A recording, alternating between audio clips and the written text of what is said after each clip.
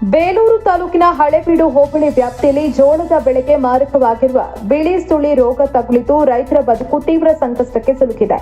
ಹಾನಿಗೊಳಗಾದ ಜಮೀನುಗಳಿಗೆ ಬೇಲೂರು ವಿಧಾನಸಭಾ ಕ್ಷೇತ್ರದ ಶಾಸಕರಾದ ಎಚ್.ಕೆ. ಸುರೇಶ್ ಅವರು ಖುದ್ದಾಗಿ ಭೇಟಿ ನೀಡಿ ಬೆಳೆ ವೀಕ್ಷಣೆ ನಡೆಸಿ ರೈತರಿಗೆ ಧೈರ್ಯ ತುಂಬಿದರು. ರೈತರ ಪ್ರಸ್ತುತ ಪರಿಸ್ಥಿತಿಯ ಬಗ್ಗೆ ತೀವ್ರ ಆತಂಕ ಹಾಗೂ ವಿಷಾದ ವ್ಯಕ್ತಪಡಿಸಿ ಬಳಿಕ ಮಾತನಾಡಿದ ಅವರು, ಕ್ಷೇತ್ರದಲ್ಲಿ ಈಗಾಗಲೇ ಭೀಕರ ಬರಗಾಲದ ಪರಿಸ್ಥಿತಿ ಇದೆ. ಇಂತಹ ಕಠಿಣ ಸನ್ನಿವೇಶದಲ್ಲೂ ರೈತರು ಲಭ್ಯವಿರುವ ಅಲ್ಪ ಸ್ವಲ್ಪ ನೀರಾವರಿ ಸೌಲಭ್ಯಗಳನ್ನು ಬಳಸಿಕೊಂಡು ಜೋಳದ ಬೆಳೆಯನ್ನ ಸಾಕಿ ಬೆಳೆಸಿದ್ರು. ಆದರೆ ದುರಾದೃಷ್ಟವಶಾತ್ ಈಗ ಇಡೀ ಬೆಳೆಗೆ ಬಿಳಿ ಸುಳಿ ರೋಗ ಆವರಿಸಿದೆ.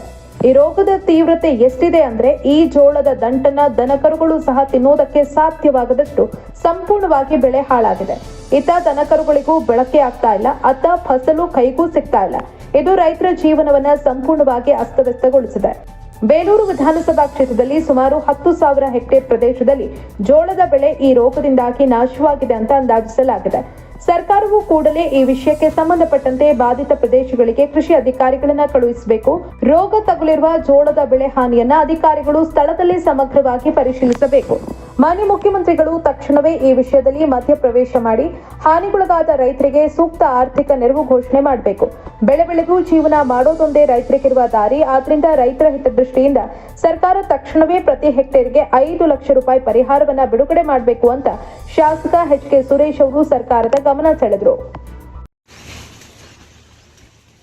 ಇಡೀ ರಾಜ್ಯದ ಜನ, ನಮ್ಮ ವಿಧಾನಸಭಾ ಕ್ಷೇತ್ರದ ಜನ ಒಂದು ಕಡೆ ಬರಗಾಲದಲ್ಲಿ ಪೀಡಿತರಾಗಿದ್ದರೆ, ಇನ್ನೊಂದು ಕಡೆ ಅಲ್ಪ ಸ್ವಲ್ಪ ನೀರಾವರಿಯನ್ನು ಇಟ್ಕೊಂಡು ಬೆಳೆದಂಥ ಬೆಳೆ ಇದು ಪರಿಪೂರ್ಣವಾಗಿ ದನಕರುಗಳು ಸಹ ತಿನ್ನಲಿಕ್ಕಾಗದಷ್ಟು ಬಿಳಿ ಸುಳಿ ರೋಗ ಬಂದು ರೈತರ ಜೀವನವನ್ನು ಅಸ್ತವ್ಯಸ್ತ ಮಾಡಿರ್ತಕ್ಕಂಥದ್ದು. ಇದಕ್ಕೆ ನಾನು ತಮ್ಮ ಮೂಲಕ ಸರ್ಕಾರಕ್ಕೆ ಗಮನವನ್ನು ಸೆಳೀತಾ ಇದ್ದೀನಿ. ಇದು ಏನು ರೈತರಿಗಾಗಿರ್ತಕ್ಕ ಸುಮಾರು 10,000 ಹೆಕ್ಟೇರ್ ನನ್ನ ವಿಧಾನಸಭಾ ಕ್ಷೇತ್ರ ವ್ಯಾಪ್ತಿನ ಆಗಿರ್ತಕ್ಕಂಥದ್ದು. ಇದರಲ್ಲಿ ಸುಮಾರು 7,000ಕ್ಕೂ ಅಧಿಕ ಬಿಳಿ ಸುಳಿ ರೋಗಕ್ಕೆ ತುತ್ತಾಗಿರ್ತಕ್ಕಂಥದ್ದು. ಇದು ಯಾವುದೇ ದನಕರುಗಳಿಗೂ ಸಹ ಯೂಸ್ ಆಗ್ತಕ್ಕಂಥದ್ದಲ್ಲ, ಬೆಳೆನೂ ಸಹ ಬರ್ತಕ್ಕಂಥದ್ದಲ್ಲ. ಇದರಿಂದ ಪ್ರತಿ ಹೆಕ್ಟೇರ್ಗೆ 5 ಲಕ್ಷ ರೂಪಾಯಿ ಅನುದಾನವನ್ನು ರಾಜ್ಯ ಸರ್ಕಾರ ರೈತರಿಗೆ ನೇರವಾಗಿ ಪಾವತಿಯನ್ನು ಮಾಡಬೇಕು ಅಂತಕ್ಕಂಥ ಆಗ್ರಹವನ್ನು ನಾನು ಈ ಸಂದರ್ಭದಲ್ಲಿ ಮಾನ್ಯ ಮುಖ್ಯಮಂತ್ರಿಗಳಿಗೆ ನಾನು ವಿನಂತಿಯನ್ನು ಮಾಡ್ತೀನಿ.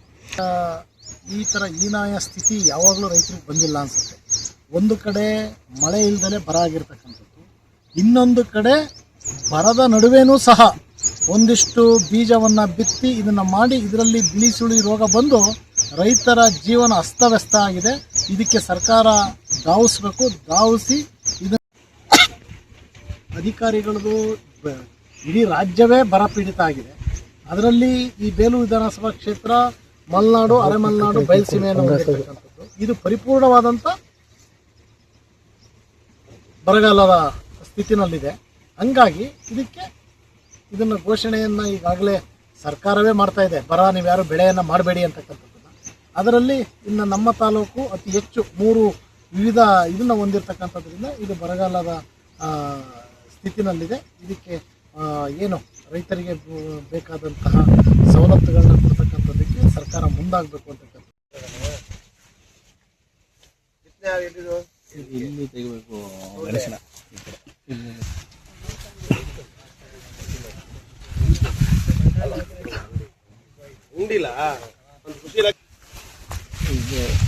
ಫಸ್ಟ್ ಇದೆ ಈ ಥರ ಇದೇ ಡೌನಿ ಮಿಲ್ಡ್ಯೂ ಅಂತೇಳಿ ನಾವು ಕರಿತೀವಿ. ಇದು 4 ರಿಂದ 5 ವರ್ಷ ಇರ್ತದೆ ಭೂಮಿನಲ್ಲೇ. ಸೊ ಹಾಗಾಗ್ಬಿಟ್ಟು ಇದು ಮತ್ತೆ ನಾವು ಬೆಳೆ ಹಾಕಿದ ತಕ್ಷಣ ಮತ್ತೆ ಪ್ಲಾಂಟಿಗೆ ಇನ್ವೈಡ್ ಆಗಿಬಿಟ್ಟು ಮತ್ತೆ ರೋಗ ಬರ್ತದೆ.